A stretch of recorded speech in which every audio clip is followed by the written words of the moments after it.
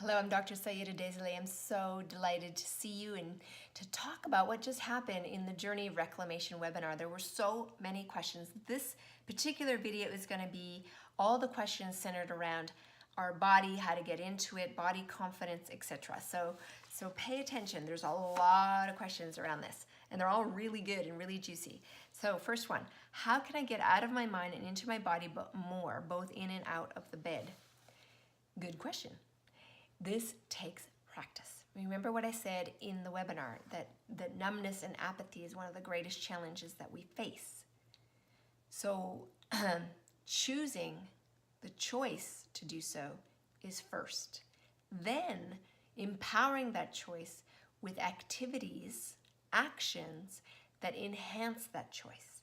So for example, if you were in the Jade Egg Mastery course, everything we do is getting you to be more in your body and out of your mind, really. Not in like a crazy way, but just like using the mind as the tool for guidance, but really deeply somatically being aware. There's a lot of somatic training, and this translates in and out of the bedroom. So that's what I can answer for that one.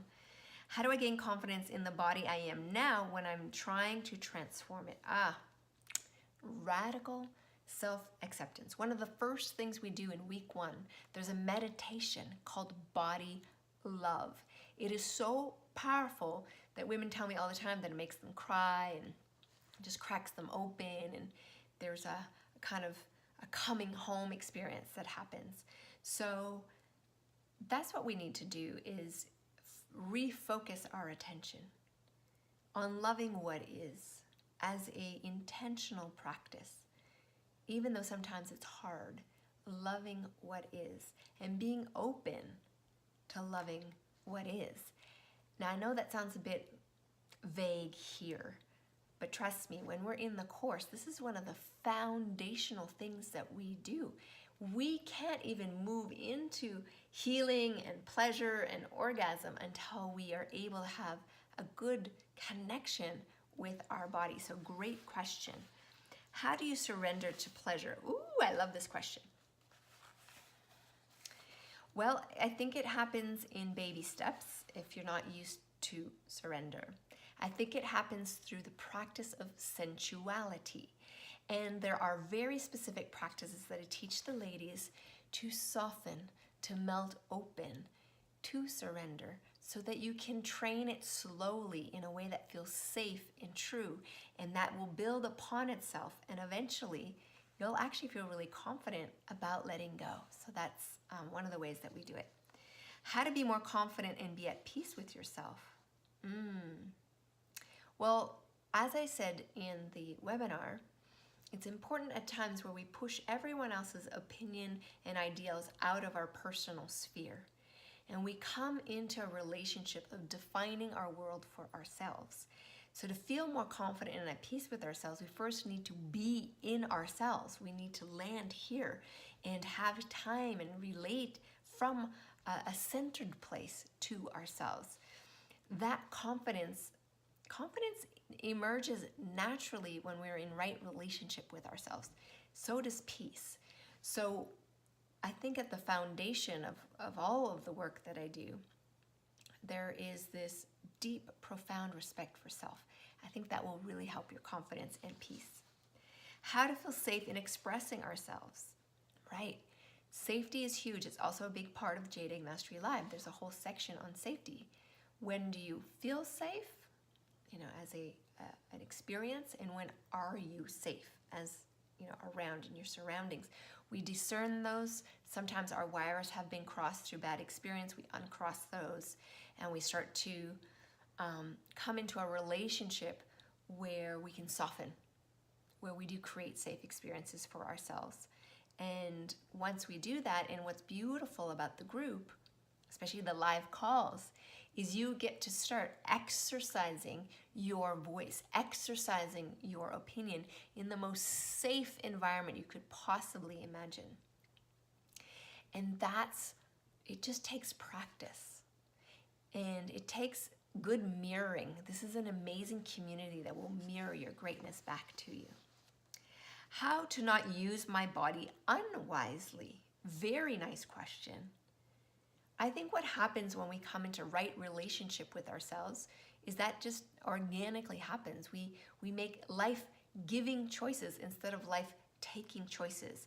So in the course, I also talk about how conscious choices are sexy, and how to make more conscious choices, how to actually understand what's a life-giving and a life-taking choice. So all of that will support you in using your body in a way that feels the most impeccable to you. How to overcome disassociation. Oof. First step is that you know that you've done it.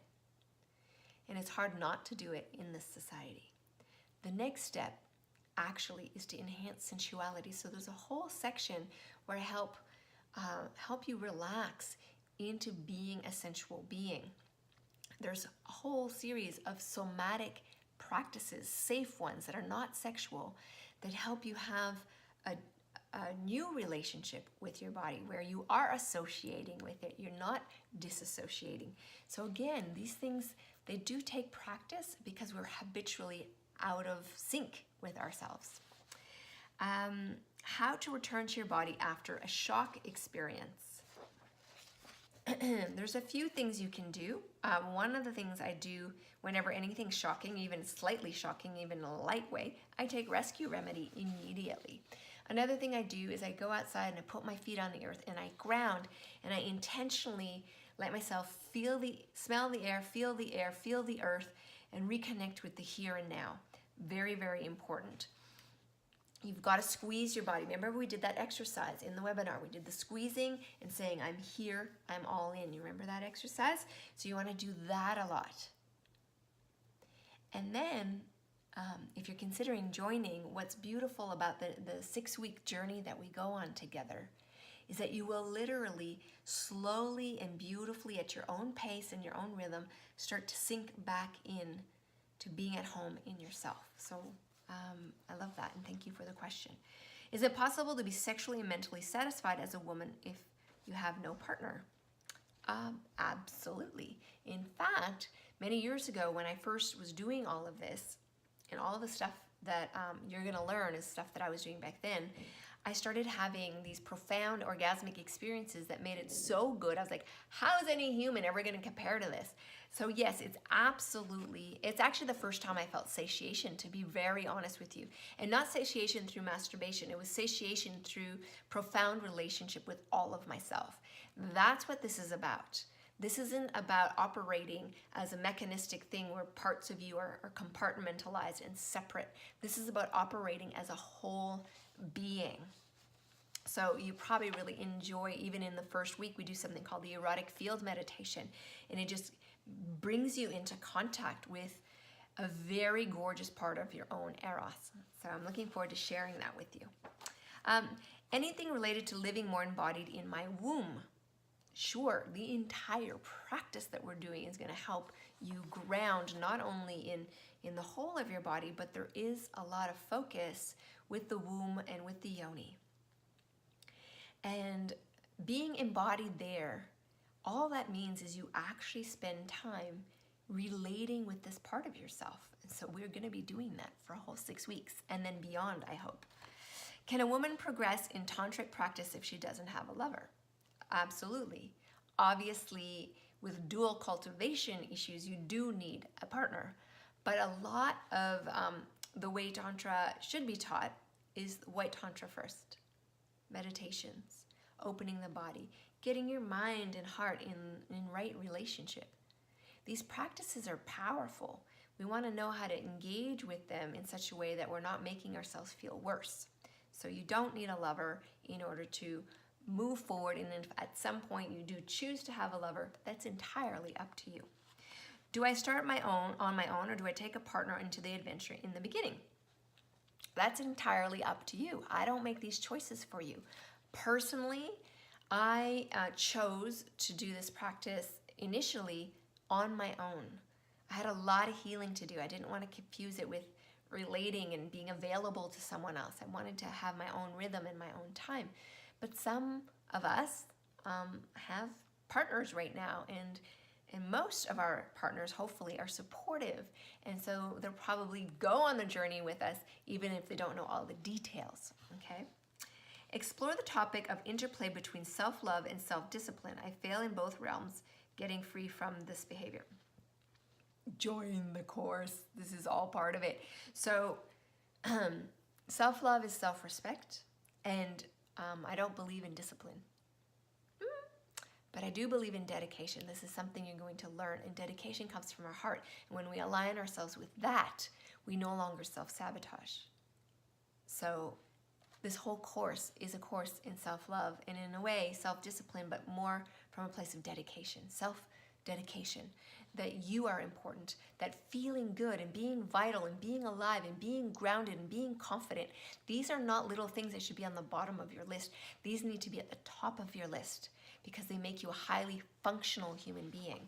So investing your time in cultivating that is essential. And actually, I believe it's a lifelong thing. So once you start this, you're not gonna wanna go backwards. You're gonna wanna keep going forwards. Okay. How do you actually get comfortable with your own body? Well, you'll get to learn that. I mean, I don't know if you mean this on a physical level, because maybe you have pain and the pain is making it very uncomfortable, or maybe it's emotional where you're relating to yourself in a very judgmental or critical way. As I said, that very first week, we already start to address this with exercises like the body love meditation, the erotic field meditation, somatic practices, to get you to have a brand new way of relating with this incredible body that is your sovereign space. So I'm excited for you to be part of that.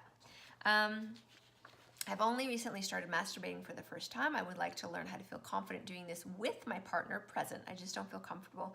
We've been together 21 years, so I feel like I should feel comfortable. Why should you? No shoulds, okay? So get comfortable with yourself first. Don't force the issue. Enjoy your body in your own space. And one day, in the future, there will be a natural and organic moment where it will be true for you to do that with your partner. And not because you set a timeline, or you should, or this is how it has to be. No, as a generous offering of what's true and natural and emerging from you. Please share your knowledge about staying connected with feeling feminine and sexy when the libido is changing, body shape is changing, and learning to accept and love the change. Ooh. This is a big one because you're going up against society, right? There's a body norm, a body ideal, and how women should be. And women in our society tend to not be viable past a certain age or shape or size or whatever. So we have to free ourselves of that. That's what the Journey of Reclamation webinar was about. It was to support you to do that. In the 6 weeks together, we're going to do this even more.